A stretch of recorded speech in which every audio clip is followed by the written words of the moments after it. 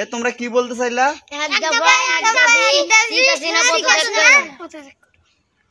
তো শেখ হাসিনা, মা শেখ হাসিনা তোমাকে আসলে কেউ দেখতে পারতেছে না। এই যে ছোট ছোট বাচ্চা তারাও তোমাকে পছন্দ করতেছে না।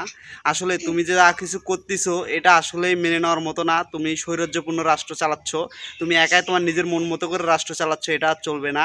তোমার এখন পদত্যাগ করতেই হবে, পদত্যাগ করতে হবে। মানুষকে ইমোশনালি ব্ল্যাকমেল করে কোনো লাভ নেই। তুমি যে বারবার আসলে মিডিয়ার সামনে আসলে কান্না করতেছো, মিডিয়ার সামনে আসলেই বলতেছো স্বজন হারানোর ব্যথা কতটুকু আমি নিজেও বুঝি। তুমি যদি স্বজন হারানোর ব্যথাটাই বুঝতা তাহলে কুত্তার মতো পুলিশকে লেলিয়ে দিয়ে সাধারণ মানুষকে মারিয়ে তারপরে তাহলে তুমি এইরকম করতে না যে স্বজন হারানোর ব্যথাটা আমিও নিজেও বুঝি।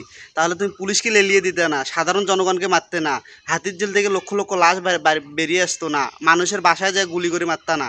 যাই হোক, আমাদের সাধারণ জনগণ, একটা বাচ্চা, এরা কি বোঝে? তারপরে এরা বলতেছে যে এক দফা এক দাবি, শেখ হাসিনার পদত্যাগ চাই, শেখ হাসিনা পদত্যাগ করুক। কারণ শেখ হাসিনাকে কেউ পছন্দ করতেছে না। কী কারণে পছন্দ করতেছে না? তুমি প্রায় 30 বছরের কাছাকাছি দেশ চালাইছো, তুমি দেশের জন্য কতটুকু করতে পেরেছো এবং দেশের মানুষের জন্য কতটুকু করতে পেরেছো? মানুষের ভিতরে তোমার প্রতি এত আক্ষেপ কেন? তোমাকে বুঝতে হবে তোমার উপরে এতটা মানুষ কেন আক্ষেপ কেন? আমি দেখলাম যে মিছিল মিটিংয়ে মানুষ গেছে, ওখানে মানুষ বিনা তার একটা গরিব মানুষ, অসহায় মানুষ, সে দিন আনে দিন খায়, সে যে রাস্তায় ব্যবসা করে সেই ব্যবসার জিনিসগুলো মানুষকে দিয়ে দিচ্ছে।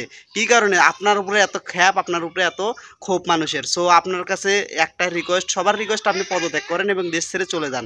দেশ ছেড়ে চলে যান বা দেশে থাকেন, কিন্তু পদত্যাগ করেন স্বইচ্ছে। আর যদি পদত্যাগ না করেন আপনি, তাহলে কি হতে পারে?